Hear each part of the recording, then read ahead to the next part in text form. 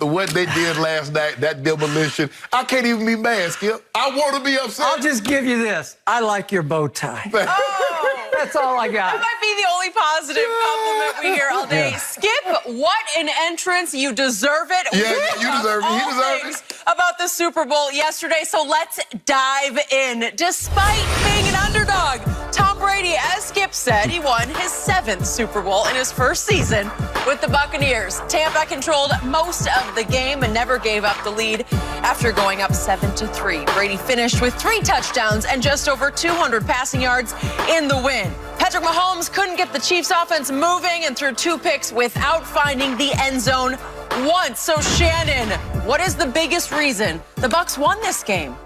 Tampa Bay's defense was outstanding. Skip, I talked to Derrick Brooks last night, the great linebacker from the great Derrick Brooks. Brooks, he called soon. I think the clock was ticking down and my phone rings. I see D. Brooks pop up. And I was talking to him, he's like, man, that was an unbelievable. You had to see it to believe it. I said, Brooks, I'm watching the game. And I said, it's going to be hard-pressed for me to see a scenario in which a defensive team had a more dominating performance over historically great offense in the Super Bowl than what I saw tonight. I said, if you go back and you look at the '86 Giants, Skip, what they did to the K-Gun and Jim Kelly, you go back and look at Coach Belichick's team, what he did against the greatest show on turf. You look at what the Bucs did against the Raiders. Rich Gannon was the MVP that season. Yeah. Skip, there's nothing like this. Mahomes had never not scored more than at least 20 points. He was averaging 30 points in the games in which he started. He couldn't get the ball in the end zone. And what came to fruition, Skip, I said, I was concerned because you lost your left tackle, you lost your right tackle, you took your right tackle, put him at left tackle, you put your right guard, put him at right tackle, and then you had to bring a guy that hadn't played all year long in at guard, and it showed its ugly head. They played basically one coverage the entire night. Skip, they played cover 2. They played cover 2. And when you can play cover 2... And rush 4. They blitzed the fewest times they have all year because they didn't need to. And when they blitzed it, they missed it. They brought the guy, McCole Hardman missed the blitz, Skip. The guy came off his side, and he never turned around. You're talking about the double corner blitz? Yes. They threw a double corner at him right away. Out of cover, a single high safety. So I'm sure they weren't expecting that, Skip. They didn't expect this. Nobody expected them to play exclusively cover 2. And the thing is about cover 2 defense, Skip, you can't throw a team out of it. You got to run them out of it. You got to force them to drop that safety down, and so you can get single high safety. They were unwilling, they got, for whatever reason, Andy just wanted to throw. And you got further and further behind Shaq Barrett and JPP, and Ndamukong Suh looked like the Ndamukong Suh his first couple of years in Detroit. He started collapsing the pocket. They let those 2 inside linebackers float to the football, and it was good night, Irene. They did a great job. They got physical at the line of scrimmage knowing I got help over the top, so if I get beat, you're not getting deep because I got 2 deep safety shell. Skip, the defense was outstanding. Tom Brady did what he needed to do. Skip, there was not one throw where he was like, well, wow, that was a dart. Guys were just, they ran the ball just enough, Skip. You see Leonard Fournette, Rojo, and then the play action was wide open. Even the first touchdown to Gronk, what did they do, Skip? Play action, Gronk wide open on the slide right out the backside. Give the Bucs credit, Skip. I understand people say that's a home field. They could have played anywhere they wanted to play.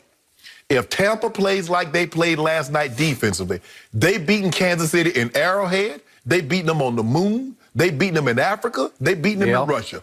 That was a total domination. Give the Bucs credit.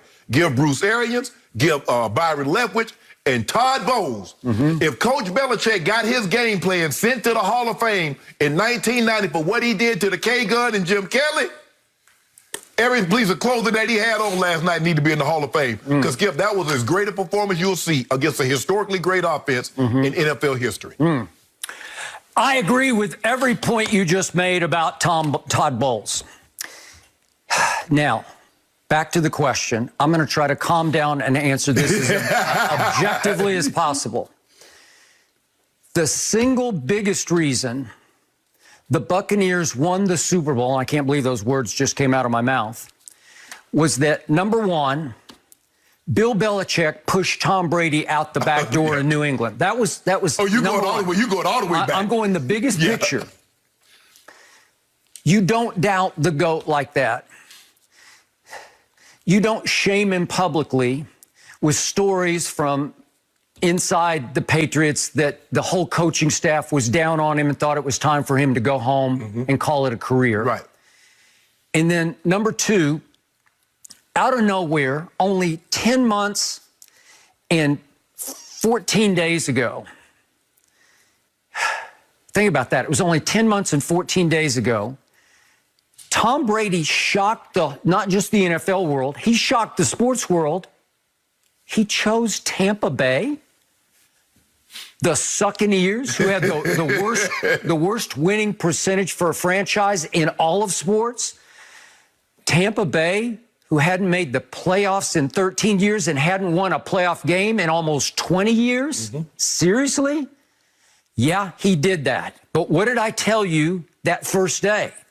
If you look hard at it, and you certainly agree with this part, they did have 2 Pro Bowl receivers. They did have Mike Evans. They did have Chris Godwin. And I told you right out of the box, they had a defense that came alive. The previous years, they fell to 7-9, but they came alive over the last 6 games because the last 6, they were ranked in the top 5. So the makings were there of a real live playoff defense that you couldn't see coming quite yet. And there were moments this year I couldn't see it coming because it was the middle of a pandemic. Tom Brady has taken his receivers to some park in Tampa and getting run out of the park because they're violating quarantine. There was no real offseason. There were 0 preseason games. And they tried to start to piece it together as Tom Brady tried to instill and install the Patriot way in Tampa Bay, as I began to call it. And they got off to an okay start. They got all the way to 6-2. And he said, no, we're not good enough. We have to go get my little man, Antonio Brown. Really? Arians is already on the record. Bruce Arians said, he's not a fit in our locker room. And Tom said, no, I'll vouch. I'll guarantee he will be a fit in our locker room. I'll make it fit. Yeah, I'll make it fit. And he did. But that first night that AB played, it was a Sunday night game, big stage, NBC game, against your arch rival New Orleans. You lost the opening day at New Orleans. It was the ugliest game of Tom Brady's career.